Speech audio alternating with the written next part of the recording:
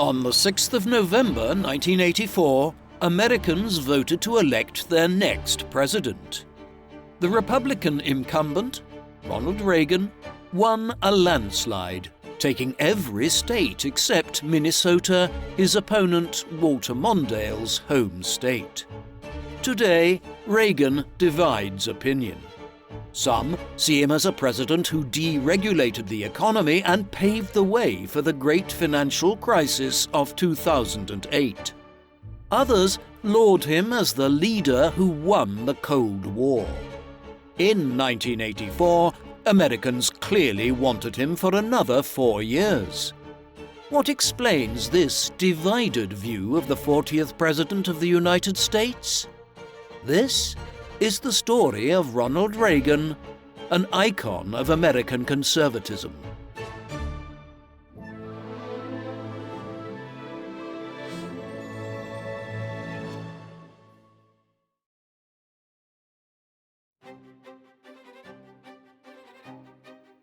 The man known to history as Ronald Wilson Reagan was born on the 6th of February 1911 at home in the village of Tampico in the state of Illinois.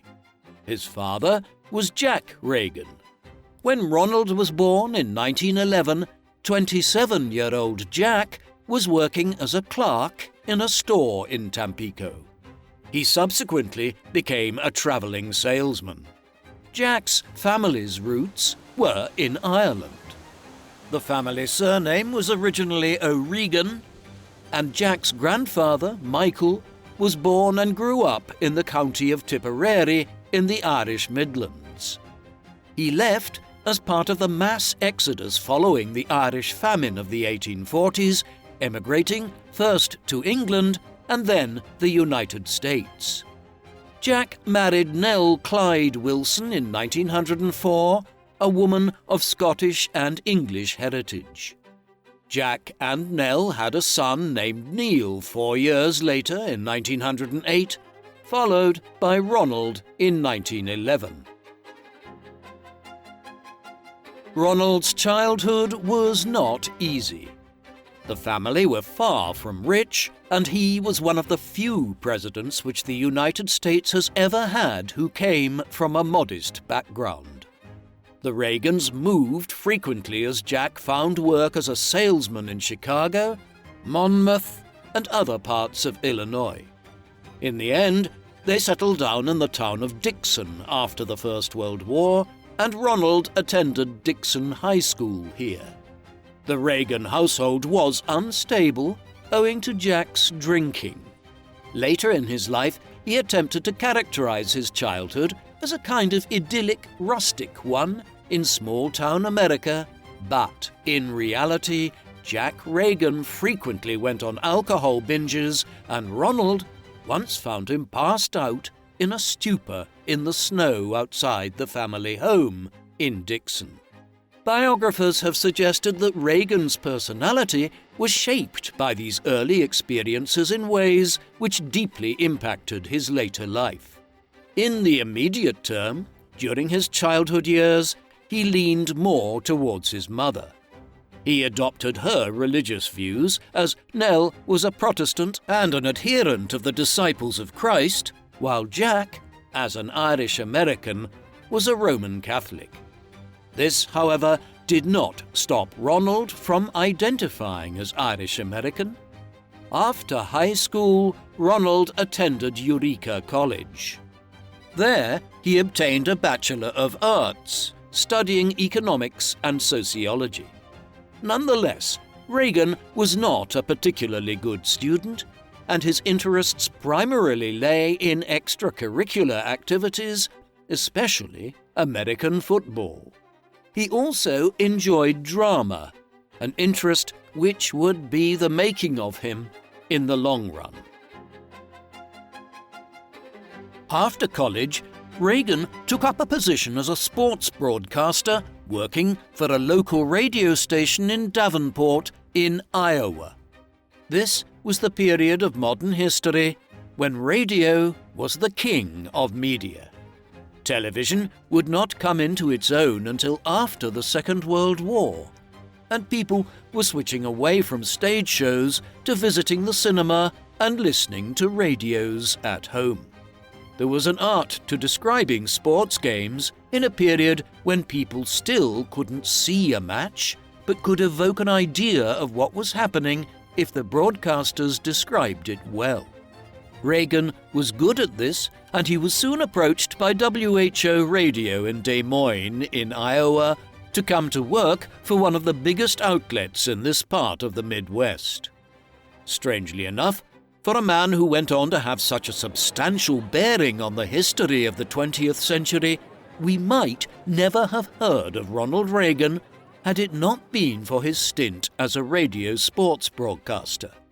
While traveling for this job with the Chicago Cubs in California in 1937, he happened to mention to a friend that he wouldn't mind giving acting a try.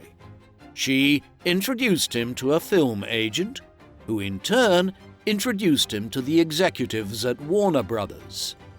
A few weeks later, Reagan had a 7-year film contract, and by 1937 was out, he had made his film debut as the lead in Love is on the Air. He would appear in over 30 films over the next 5 years, with 10 alone appearing in 1938. Reagan was certainly not a rival to Humphrey Bogart or Cary Grant. He was a competent B-movie actor whose career was predicated on his good looks and his professionalism. On the 7th of December 1941, the United States was pulled violently into the Second World War when the Empire of Japan attacked Pearl Harbor in Hawaii, a conflict public opinion was, until then, in favor of avoiding entanglement in. Reagan was married by then. After a period of being regularly noted in gossip columns as one of Hollywood's most eligible bachelors, he had married Jane Wyman in January 1940. Their first child, a daughter named Maureen, was born a year later in January 1941. They then adopted a second child, Michael Reagan, born in 1945. A third child, another daughter named Christine, was born prematurely in 1947 and did not survive long. As Jane was raising Maureen at home, Ronald had headed off to perform his military service. He had been an Army reservist since 1937 and reported for duty in 1942. Owing to both his background as a film star and his short-sightedness, he was primarily desk-bound in various parts of the country for the war and appeared in literally hundreds of short military training and propaganda films. His marriage fell apart after the war, with Christine's death possibly being an inflection point. He and Jane divorced in 1948. 4 years later, he married Anne Frances Robbins, an actress who went by the stage name Nancy Davis. With Nancy, Ronald had 2 further children, Patty, born in 1952, and Ronald Jr., or Ron, born in 1958. In Hollywood after the war, Reagan had started to become a more political person. In fact, his political views contributed to the collapse of his first marriage. Jane leaned more towards the Republican Party, while Reagan was a Democrat. An ironic situation, given his later image as a Republican Party icon, albeit this was before the mass realignment of American politics in the late 1950s and 1960s. Reagan continued to act, but he was never again as prolific as he had been in the period between 1938 and 1942. Instead, he became chair of the Motion Pictures Industry Council after the war, and then the head of the Screen Actors Guild, serving in the position between 1947 and 1952, and again briefly in 1959 and 1960. He was acknowledged by his contemporaries as a strong head of the Guild who advocated effectively for his colleagues. Nevertheless, Reagan's period as head of the Guild is controversial, as he testified extensively before the House Un-American Activities Committee, which was investigating claims that many people in Hollywood were communists at a time when the Cold War with the Soviet Union was heating up. He aligned himself with the studios against the unions in Hollywood. While some unease within America about the rise of communist sympathies in the late 1940s and early 1950s was understandable in the context of the developing Cold War, the blacklisting of screenwriters and actors who were even suspected of harboring communist views is generally seen as a witch hunt today, in the vein of Senator Joseph McCarthy's ultimately discredited Red Scare. While his role with the Screen Actors Guild indicated Reagan's shift towards being a more political figure in Hollywood, he remained a constant presence on screen. His final film appearance was in 1964 in The Killers. But long before then, he had transitioned to television. Between 1954 and 1962, he hosted hundreds of episodes of General Electric Theatre on CBS, an anthology series which partly went out on television, partly on radio. It was a kind of sketch show of the sort so popular in the post-war decades, one which involved adapting short stories and snippets from plays, books, and so forth. It ensured Reagan remained a prominent figure in American entertainment. Part of his contract also involved touring the country as a speaker for General Electric, a utilities company that sponsored the show, to give motivational speeches at GE's 135 plants throughout the country. His talks became increasingly political in the early 1960s and highlighted his shift from being a Democratic supporter to a Republican who promoted the idea of small government. This was a political outlook which had evolved in Reagan gradually over the years. By the end of the 1950s, he had become convinced that expanding government bureaucracy was a problem for the US government and society. He was hugely opposed to John F. Kennedy as president and gave an impassioned plea in support of Barry Goldwater, the Republican candidate against Kennedy's successor, Lyndon Johnson, in the 1964 presidential election. His intervention failed to prevent Goldwater being defeated in all but 6 states in a landslide victory for Johnson, and his idea of the Great Society that won over a broad coalition of Americans for a brief time in the mid-1960s. When the 1964 election was underway, Reagan had long been out of a job. GE had insisted on his dismissal from hosting General Electric Theatre, as he had become too political in his public statements, though the official reason given for his departure from the show was declining ratings. Far from being dismayed by his dismissal by General Electric, Reagan became even more committed to politics and fully transitioned from acting to a political career in the mid-1960s. Since 1959, Pat Brown had been the governor of California. This Democratic leader of the state had been popular in his first term, delivering on projects like the California State Water Project and a master plan for higher education. His popularity slipped quickly in his second term, owing to the Watts riots of August 1965 and other public order issues in the state. This provided an opportunity for Reagan to run against Brown as a political outsider who nevertheless had a public profile owing to his lengthy radio, film, and television career. Running on a law and order message similar to Goldwater's national campaign in 1964, Reagan managed to defeat Brown by a substantial margin in the election on the 8th of November 1966. He served as governor of California for 8 years between 1967 and 1975. Reagan's gubernatorial record was frequently at odds with his later actions as U.S. president. For instance, in California, he raised taxes initially to put the state on a more solid financial footing. He also passed the Mulford Act not long after becoming governor, which prohibited the carrying of loaded firearms, despite the fact that Reagan was a keen advocate of the Second Amendment right to bear arms.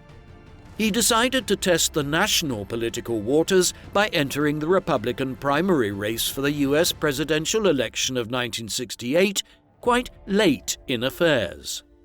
Reagan was never a viable candidate, as Richard Nixon had secured too much support by the time Reagan became involved, but he won enough support during his brief Stop Nixon campaign to indicate he was a viable future presidential candidate.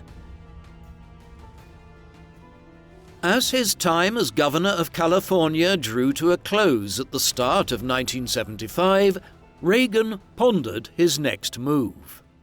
This was dictated by events surrounding the sitting president. Gerald Ford had been President Richard Nixon's vice president until August 1974, when he succeeded as head of state after Nixon resigned over the fallout from the Watergate scandal. Although 8 previous vice presidents had succeeded to the presidency after the president of the day died or was assassinated, Ford was the first to do so via a presidential resignation and without ever having been elected as vice president. Spiro Agnew had been Nixon's running partner in the 1972 election, but he had resigned in October 1973, thus paving the way for a remarkable ascent by Ford to become vice president and then president in under a year. He was deeply unpopular, even within his own party, especially so after he appointed Nelson Rockefeller as his vice president, while the legacy of the Watergate scandal and the economic crisis of the 1970s made Ford even more unpopular beyond the Republican Party. Many found his granting of a pardon to Nixon so that he could not be prosecuted particularly egregious. As discontent over the idea of Ford running as the Republican Party candidate in the 1976 presidential election mounted, Reagan decided to mount a challenge. He announced his campaign on the 20th of November 1975 after months of unofficial campaigning. His campaign built momentum and he won the New Hampshire primary. The primary campaign proved indecisive, and the candidate was only decided at the Republican National Convention in Kansas City in August 1976. At this, Ford narrowly defeated Reagan by 53% to 47%. He overperformed in the presidential election, and the Democratic candidate, Jimmy Carter, only won by a relatively narrow majority in an election which the Democrats ought to have won much more comfortably. Ford's loss in 1976 might have been a respectable one, but there was no possibility that he would ever stand again to try to become the Republican candidate. Instead, Reagan was very much seen as the candidate in waiting in the late 1970s. Moreover, Jimmy Carter's presidency was not particularly well liked by the public, albeit a lot of this was out of his control and was owing to resentments about the continuing economic crisis in the second half of the 1970s, pursuant from the global oil crisis that began in 1973. Stagflation, a combination of economic stagnation and high inflation, combined with high gas prices and unrest over events in Central Asia, where the Soviet Union had invaded Afghanistan and the Iranian Revolution had occurred in 1979, also undermined Carter. Conversely, Reagan campaigned in 1979 and 1980 as a Cold War presidential candidate who would adopt a more aggressive stance towards the Russians. He faced a surprising challenge from the former director of the CIA, George H.W. Bush, who did well in the Republican primaries, but he ultimately saw him off at the convention in mid-July 1980. Reagan then surprised many Republicans by picking Bush to run as his proposed vice president. Together, they beat Jimmy Carter and his vice presidential candidate Walter Mondale in the national election in November 1980. Reagan won a landslide victory with 489 votes out of 538 in the Electoral College in an election in which a third-party candidate, John Anderson, soaked up nearly 6 million votes. Reagan now had a clear mandate to adopt a radically different approach to government from what had prevailed in the 1960s and 1970s. He was sworn in at his inauguration ceremony on the 20th of January 1981, the first time an inauguration was held on the west front of the Capitol building in Washington, D.C.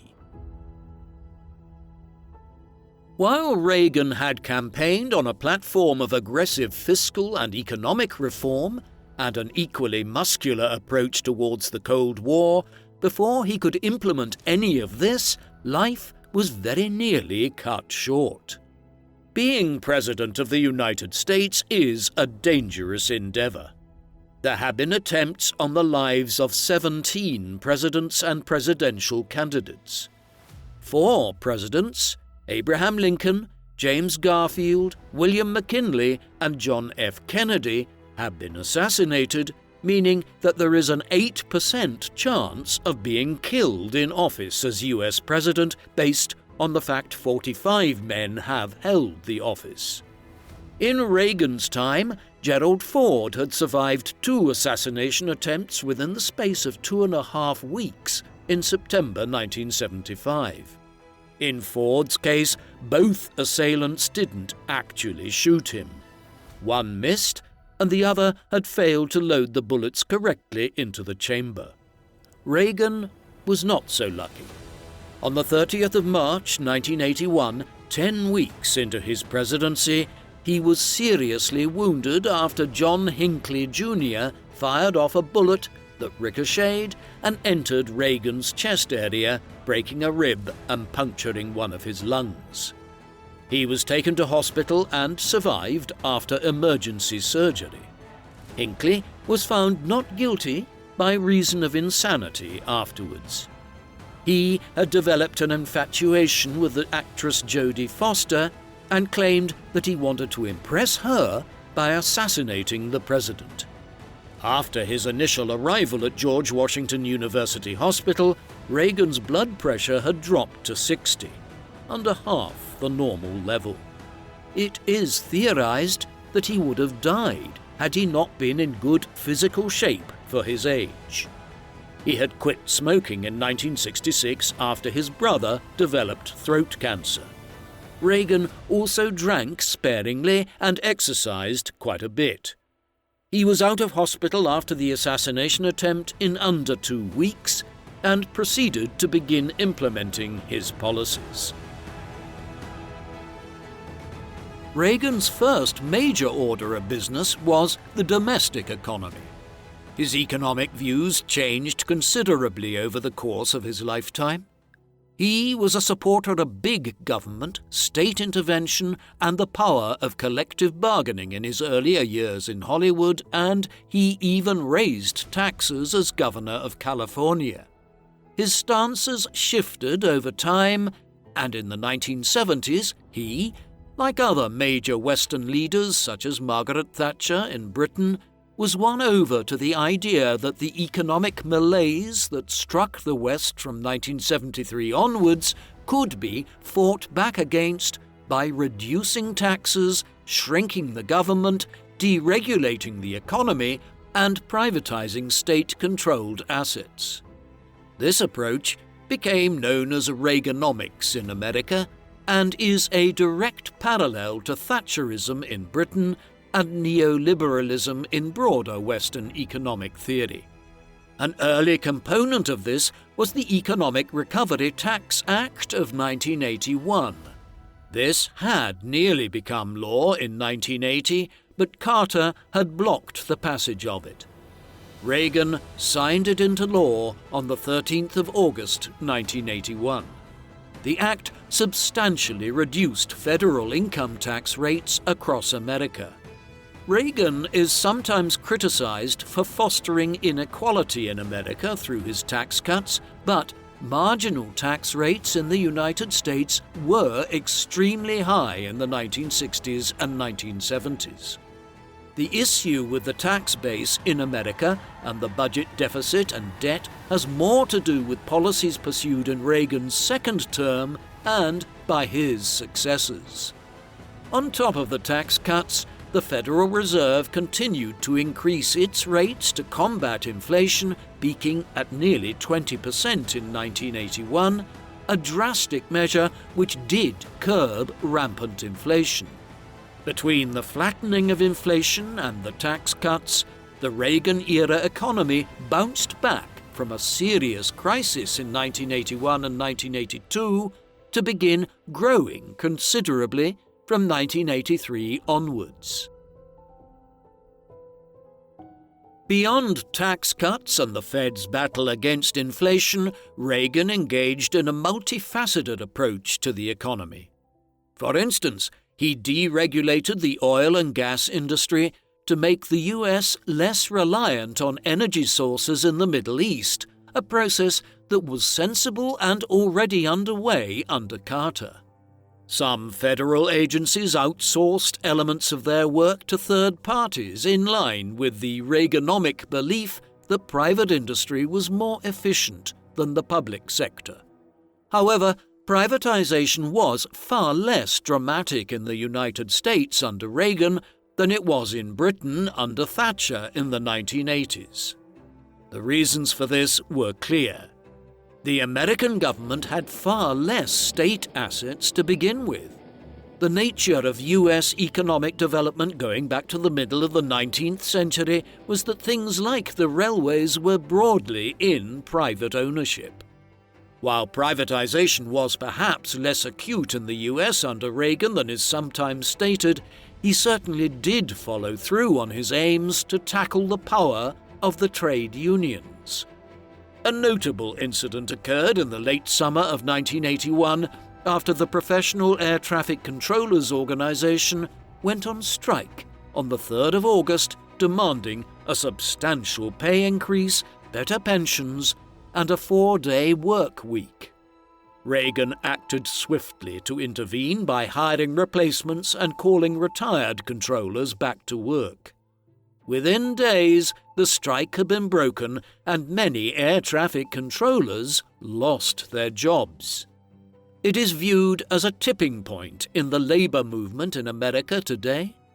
These policies are unquestionably controversial, depending on a person's economic outlook.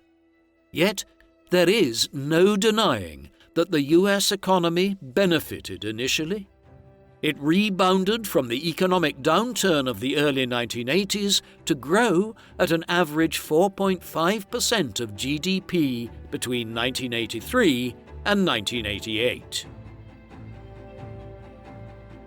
The other element of Reagan's domestic policy platform that has garnered attention is his emphasis on law and order and the war on drugs. Again, there is no denying that America was a violent society with serious crime problems when Reagan entered office. Cities like New York were seeing well over 1,000 homicides every year. A lot of this was linked to the illegal drug trade, especially the explosion in narcotics trafficking during the 1970s. Reagan and the First Lady Nancy Reagan with whom he was especially close and on whom he relied for emotional support throughout his political life, became known for their Just Say No campaign against drug use. Reagan certainly didn't start the war on drugs. It had mostly been created under Richard Nixon, but Reagan's administration did pass legislation like the Military Cooperation with Law Enforcement Act of 1981, which is seen as having led to the militarization of it. The 1980s also witnessed a sharp increase in the development of what sociologists and political scientists now term the prison industrial complex. The number of people in U.S. prisons grew from around 550,000 in 1980 to well over 1 million in 1990 and then to nearly 2 million by the end of the century. Reagan's policies might have been well-intentioned when it came to reducing extreme levels of crime, yet they failed for reasons broadly beyond his control. In particular, Reagan's entry into office coincided with the appearance of many more powerful narcotics onto the American market. The introduction of new legislation to fight the drug epidemic of the 1980s and early 1990s partly explains the rise in prison numbers. While Reagan's war on drugs met with mixed results, there isn't any denying that urban crime levels fell very substantially in America in the 1990s, and this has to be viewed to some extent as a delayed result of Reagan's law and order policies in the 1980s. In contrast to his active approach towards the war on drugs and fighting crime in America, Reagan was notably silent on the HIV/AIDS crisis, which began in America at the start of the 1980s. The worst years of the crisis in America overlapped with Reagan's time in office, yet he only first mentioned it in a press conference in 1985 when a question on the crisis was put to him, and he did not give a speech specifically on the subject of HIV/AIDS until 1987, 6 years after the first diagnoses in the US.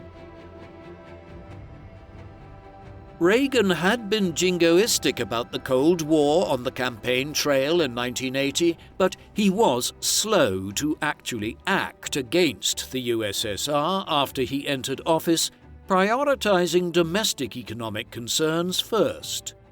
By 1983, the US economy was starting to grow at speed, and Reagan turned to foreign policy matters. The Soviet Union had invaded Afghanistan on Christmas Eve 1979 to prop up a communist regime there and had been fighting Islamic Mujahideen in the country ever since. The US government offered these fighters support. There were many other proxy conflicts underway around the world, particularly in places like Nicaragua and Guatemala in Central America and in parts of Africa like Ethiopia. On the 8th of March 1983, Reagan gave a landmark speech at a meeting of the National Association of Evangelicals in Orlando, Florida, in which he referred to the Afghanistan conflict and used it to frame his argument that the Soviet Union was an evil empire. 2 weeks later, he announced plans to set up what became the Strategic Defense Initiative in 1984. The goal of this was to use new technology to make America resistant to a nuclear strike, specifically by deploying advanced computer detection systems and interception devices. This even included plans for laser-like weapons and missile systems that would be located in low Earth orbit. These were unrealistic for the technology available in the mid-1980s, and the Strategic Defense Initiative was derided as reckless Star Wars schemes by Senator Ted Kennedy. Nevertheless, what the Star Wars plan and the Evil Empire speech indicated was that Reagan was determined to take a tougher line on the Soviet Union than Carter or Ford had. Reagan was the first US president since the Cuban Missile Crisis of 1962 to push back against the strategy of détente. Reagan's first term witnessed the most dangerous moment in the Cold War since the Cuban Missile Crisis 2 decades earlier, though the nuclear threat that occurred in the 1980s happened in a much less public way than had the Cuban instance back in 1962. The Reagan-era emergency is known as Able Archer 83. In November 1983, the US and its NATO allies were carrying out their annual military exercises in Europe, what they called Operation Able Archer. These were fairly standard military exercises designed to simply indicate to the Russians and their allies that the Western alliance stood ready to respond to any threat posed by the communists in Eastern Europe. However, in November 1983, in large part owing to Reagan's rhetoric and the inception of the Star Wars program, the Soviets were on edge. Combined with this, NATO had introduced a new method of secret communications between its units. When these began relaying messages, the Russians, who also listened in on these military drills every year, became genuinely concerned and believed that the drills might be a smokescreen for an actual attack. In response, the Politburo ordered its forces in Poland and East Germany to stand ready to defend the borders of the Warsaw Pact alliance and readied its nuclear arsenal. Documents that have only been declassified in recent years have revealed how close the world came to nuclear war as a result of Able Archer 83, though in the end the Russians decided to hold firm and wait for any attack to come from the West before responding. It was a sign of how tense relations between the US and the USSR were during Reagan's first term, but matters would soon improve owing to a change in leadership in Moscow. It must be said that Reagan frequently created tensions with the Russians and the Warsaw Pact bloc through his off-the-cuff remarks. In October 1982, it was widely reported that he had referred to the Polish authorities as, quote, "a bunch of no-good lousy bums," a form of undiplomatic language that was not used back in the 1980s when conducting foreign diplomacy, even with an adversary. The statement had been made off the record while preparing to make a formal statement on the suppression of the Solidarity trade union in Poland, whose leader, Lech Wałęsa, was awarded the Nobel Peace Prize the following year. 2 years later, on the 11th of August 1984, in the middle of giving the weekly radio address that he made every week from 1982 onwards as president, he made an even more ill-judged joke.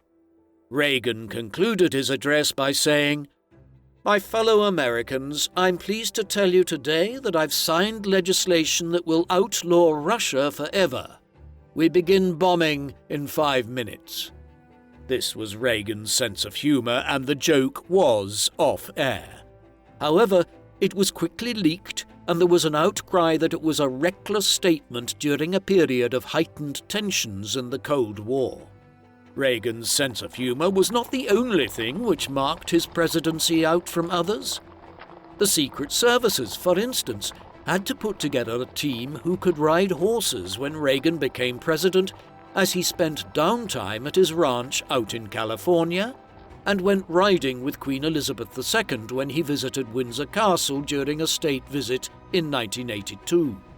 Another quirk of his time as leader of America was the so-called jelly bean strategy.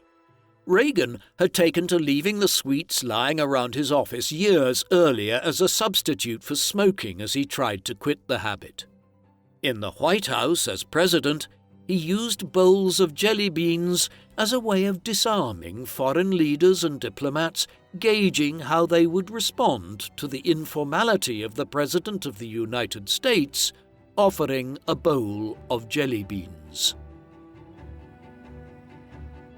It wasn't simply Reagan's demeanor which had made the Russians uneasy and led to the Able Archer 83 incident. He demonstrated as well during his first term that he was willing to take decisive military action when he felt it was justified, though he avoided long-term entanglements of the kind that had seen the Americans become entrenched in a long-running war in Vietnam between the late 1950s and their eventual full withdrawal in 1975.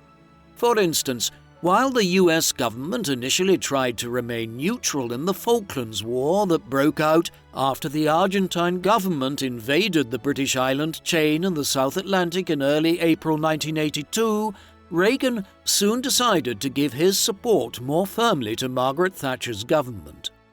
In going against the military junta in Buenos Aires, Reagan risked alienating a strategic ally in Latin America. The most intense period of foreign intervention of Reagan's first term came in the weeks before Able Archer 83. In the early hours of the 25th of October 1983, a US expedition invaded the Caribbean island of Grenada in response to a military coup days earlier that had led to the overthrow and murder of Prime Minister Maurice Bishop. The invasion led to Hudson Austin, who had seized power at the end of the disturbances, being removed, and fresh elections were held in December 1984.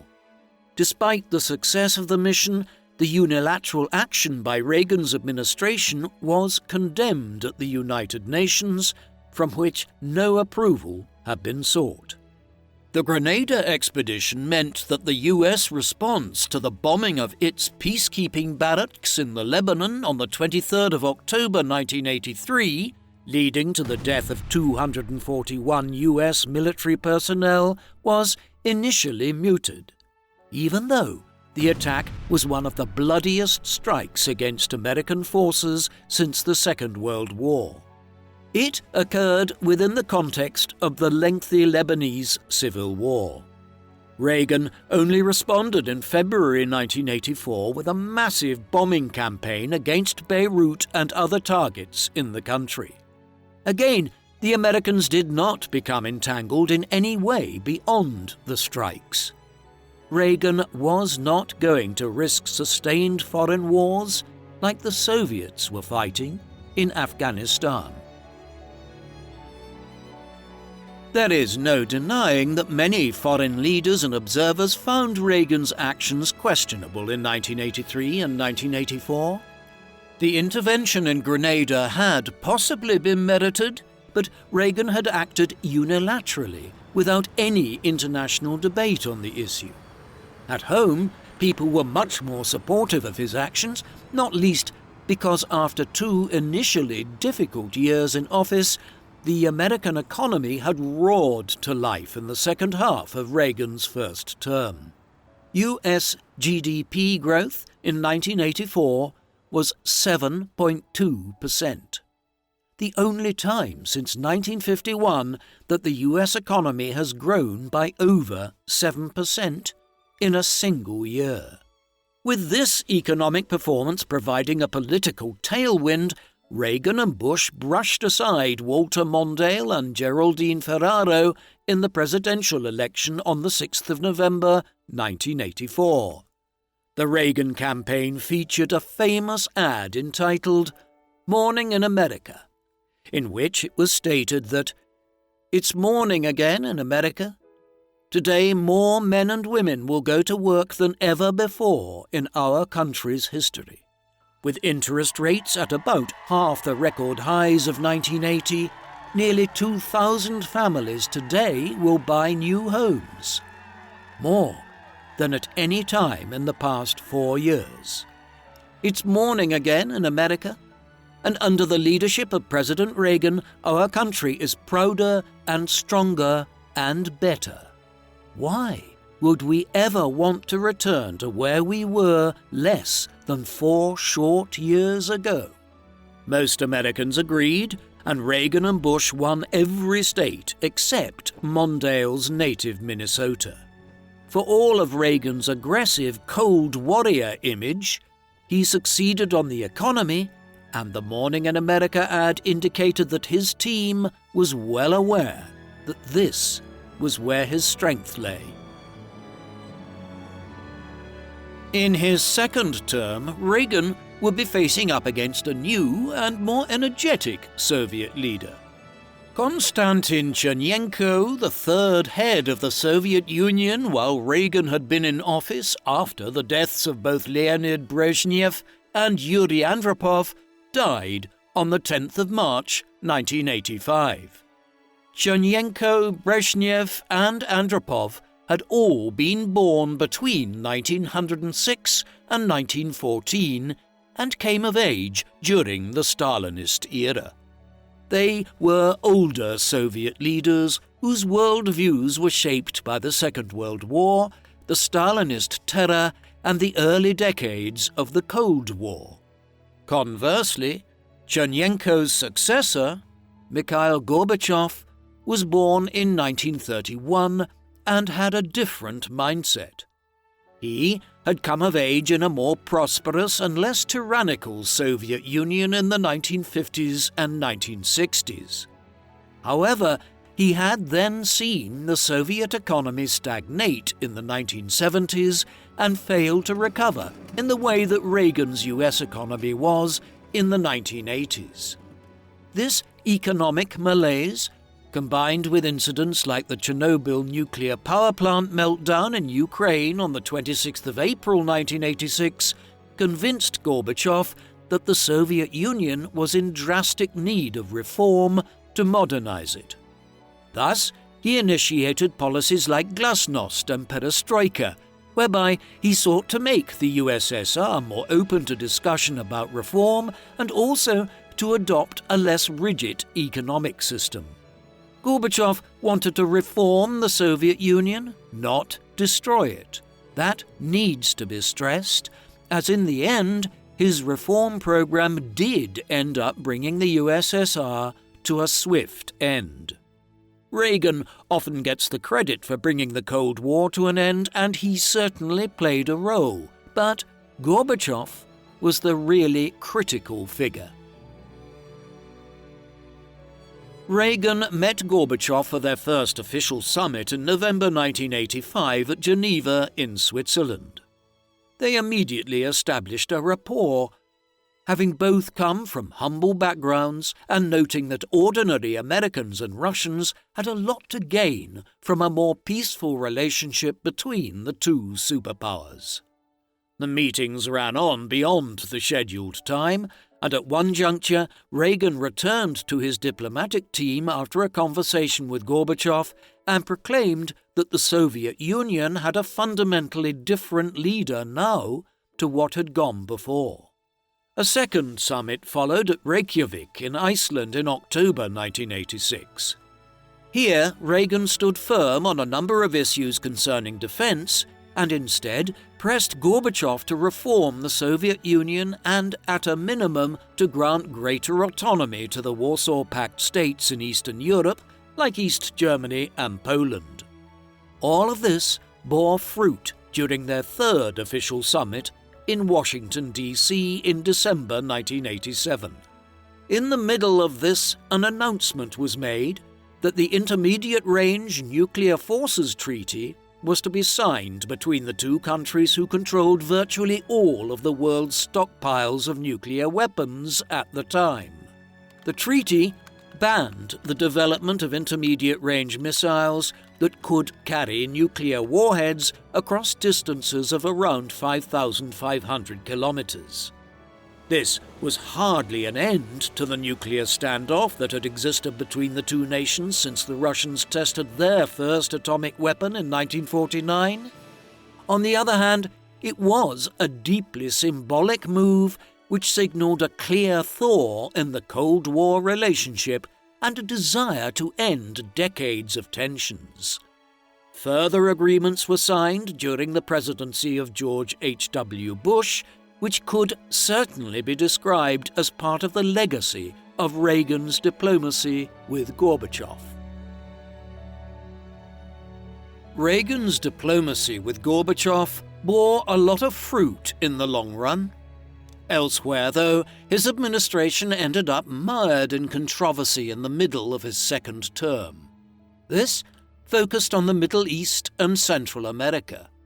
The US had started out supporting Saddam Hussein and Iraq in the Iran-Iraq War that raged from 1980 to 1988. Over time, the position of Reagan's government changed as Hussein began using chemical weapons against both the Iranians and the Kurdish minority in northern Iraq. Although the US Embassy hostage crisis in Iran between the Iranian Revolution of 1979 and the freeing of the hostages in January 1981 meant that the US could never be seen to be supplying the Iranians with weapons, that is exactly what was occurring in the mid-1980s. This formed part of a complex planned triangular trade whereby the clandestine proceeds would then be used to fund the Contra rebels who opposed the communist Sandinistas in Nicaragua's civil war. The initial enterprise soon became mired in attempts to use the proceeds to free hostages held by the Iran-linked Hezbollah in Lebanon. The Iran-Contra affair was exposed in November 1986, and Reagan had to make a televised national address in March 1987 where he attempted to explain away the manner in which the trading of arms to Iran had become entangled in different geopolitical issues. What sharpened the criticism was that the Iran-Contra affair broke at the same time that Kuwait was requesting American aid to defend its oil tankers moving through the Persian Gulf and the Straits of Hormuz from attacks by Iran. This was in an era when the shock of the 1973 oil crisis and the economic damage it had caused remained fresh in the memory of Americans. The idea that Reagan's administration had conspired with Iranian officials and yet was now dispatching a US naval force to the Persian Gulf to defend Kuwaiti tankers trying to deliver oil onto the world market against potential Iranian attacks did not sit well with many Americans. The Iran-Contra affair was the biggest controversy of Reagan's tenure in the White House. Elsewhere, in foreign policy terms, Reagan responded to the growing international condemnation of the apartheid regime in South Africa by adopting what was termed the constructive engagement policy. Via this, Reagan sought to convince the South African government to abandon elements of apartheid over time. It was not a popular approach, and in 1986 the US Congress overrode Reagan. His conciliatory approach towards South Africa reflected a desire to keep as many African nations within Washington's sphere of influence as possible at a time when many civil wars with Cold War elements to them were underway across the continent, notably in Ethiopia. Libya had also become an issue. On the 5th of April 1986, a terrorist bombing was carried out on a discotheque in West Berlin, killing 3 people and injuring over 200. It was quickly concluded that the regime of Muammar Gaddafi was connected to the terrorists, and on the 15th of April, Operation El Dorado Canyon was carried out on Reagan's orders. A swift, strategic bombing raid hit several of Libya's airports and depleted part of Gaddafi's air force. This also led to a greater split between Libya and the West, and in the final weeks of Reagan's second term, the Lockerbie bombing took place on the 21st of December 1988, an attack on a passenger plane that led to 270 deaths in Scotland. Gaddafi was widely believed to have sanctioned the attack. Despite these foreign policy issues, it is likely that had Reagan not been term-limited, he would have managed to win a third term. He remained extremely popular at home, in part because the American economy continued to perform well. Even the stock market crash of Black Monday, the 19th of October 1987, proved to be more of a rapid flash crash that the US recovered from comparatively fast. Hence, with the Reagan economy having performed well on the whole, his Vice President George H.W. Bush, who was deeply implicated in the Iran-Contra affair, managed to win election as the 41st President of the United States following the election on the 8th of November 1988. He won 426 votes of the Electoral College against Michael Dukakis's 111. Reagan's Cold War activity really came to fruition during Bush Sr.'s single term. There had already been major internal unrest in Poland in Reagan's final year in office. This spread to Hungary, Czechoslovakia and East Germany in 1989, leading to the fall of the Berlin Wall and the collapse of the Iron Curtain. Germany reunited in 1990, and the USSR collapsed with surprising speed in 1991. The Cold War was over. Reagan didn't win it, as some over-exuberant analysts sometimes claim, but he did contribute substantially to ending it.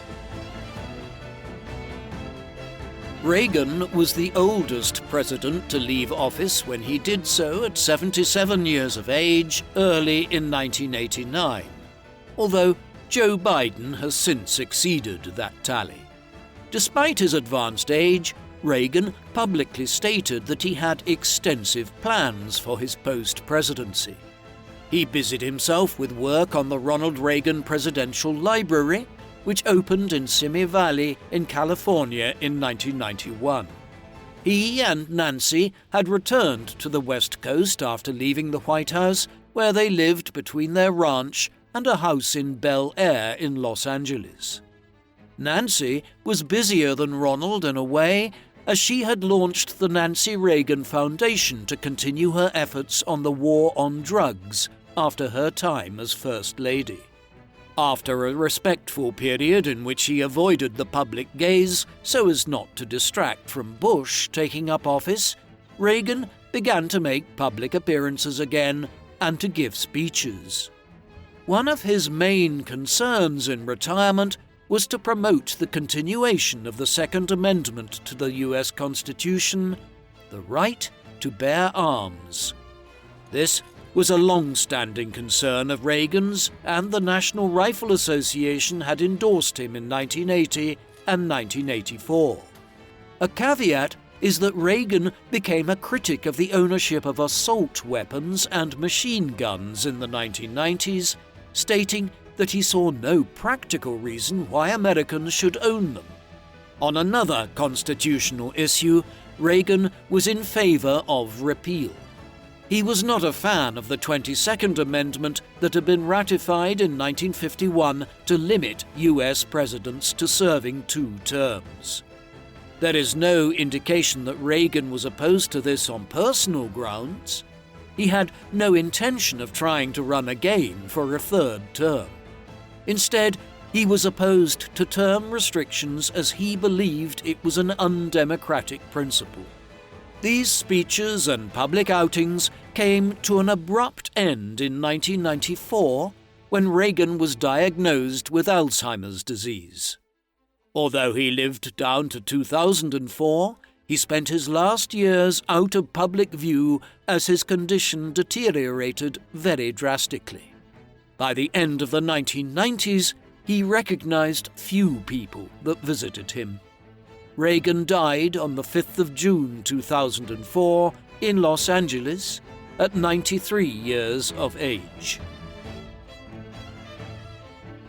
Ronald Reagan is amongst the 10 most consequential presidents in American history, alongside the likes of George Washington, Abraham Lincoln, and Theodore and Franklin Roosevelt. But Reagan is usually bracketed with consequential presidents like Andrew Jackson, Woodrow Wilson, and Lyndon Johnson in that, unlike Washington, Lincoln, and the Roosevelts, he divides opinion. His rise to the White House was unusual. He started life as a sports broadcaster in the age of radio and then became a prominent actor in Hollywood. After a divisive role in the Red Scare in Hollywood, he moved into politics and became governor of California in 1967. From that point forwards, his star was in the ascendant, and as early as 1968, he ran to become the Republican Party's presidential candidate. A second campaign, challenging the incumbent Gerald Ford in 1976, was surprisingly close, and from there on, Reagan was the clear front-runner to be the Republican candidate in 1980. He breezed into the White House in that election with George Bush Sr. as his running mate, defeating an unpopular Jimmy Carter, who was facing economic and political headwinds. In office, Reagan is known for two things. He took a firm stance on the Soviet Union and signaled his determination to win the Cold War at a moment when the Russian economy continued to deteriorate and the USSR had become mired in its equivalent of the Vietnam War in Afghanistan. Secondly, he adopted a new economic approach which echoed the one being employed by Margaret Thatcher in Britain, specifically tax cuts, deregulation, and privatization. Although Reaganomics possibly created long-term issues, there is no disputing that the American economy rebounded in a very tangible way in the 1980s after the challenging 1970s. Similarly, his approach to the Cold War divides opinion. Clearly, Reagan played a considerable role in winning it for America, but critics would argue that the real driving force behind the end of the conflict was internal reform within the USSR and the Warsaw Pact countries.